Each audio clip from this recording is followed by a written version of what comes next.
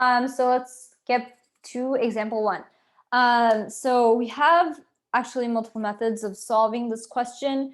Definitely we could use like find each variable and go about it. But like I said, with word problems, we should try to come up with systems of equations out of this first and then work around that. So I'm going to go row by row first and write down the equations for that. We should technically get about 6 equations from this, and then we can work from there. So with the first row, we're going to get 3a is equal to 33. Sorry.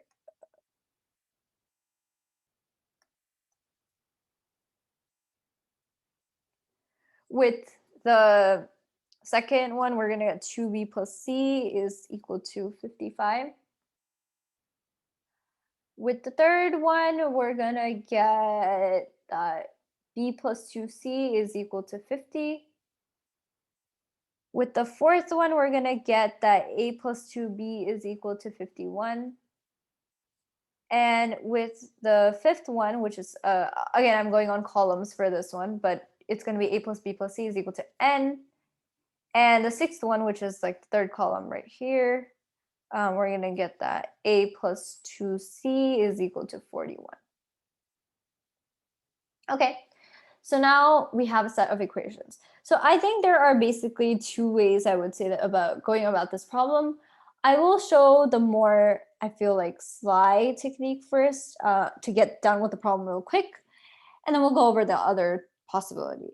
So they're asking for n, and in this case, n is equal to a plus b plus c. So we're trying to find that.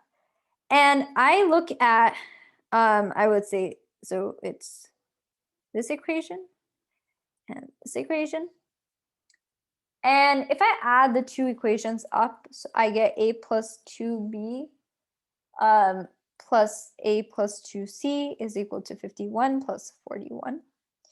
And that gives me 2a plus 2b plus 2c is equal to 92. So then that means 2a plus b plus c is equal to 92. And dividing by 2 on both sides, I get that a plus b plus c is equal to 92 over 2, which is 46. So that's my answer. And this is definitely a quick way of doing this, but you do need to recognize which equations to add. Obviously, the basic method to go about this would be to solve for each variable, and that's another way you could possibly double check this answer.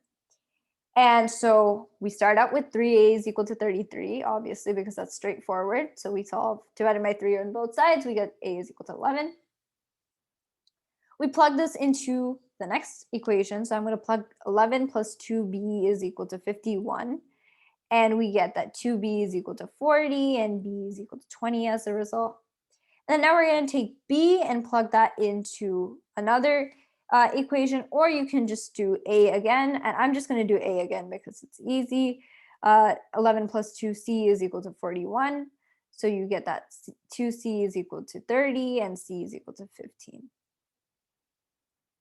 Okay, so then we have that a is equal to 11, b is equal to 20, and c is equal to 15. And adding these up, which is a plus b plus c is equal to n, we get that's 46. So again, that was also quick enough. But I think recognizing the fact that you could just add 2 equations and divide by 2 to get your answer is a really easy way to solve this question. So not too complicated, nice way to start off kind of realizing how to set up systems of equations. And so now let's preview kind of the second example, and then I'll give you some time to work on it. Then you could definitely take a paper and pencil and kind of scribble out your solution to it. So I'll read out the question. Example 2. So let a, b, and c be real numbers such that a minus 7b plus 8c is equal to 4, and 8a plus 4b minus c is equal to 7.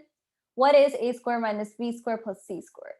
Okay, so this looks a little complicated, but use, I think, the basic stuff that you know, and you can try to scribble out some steps that you think you could use to solve this question. And we'll revisit the solution in the next section.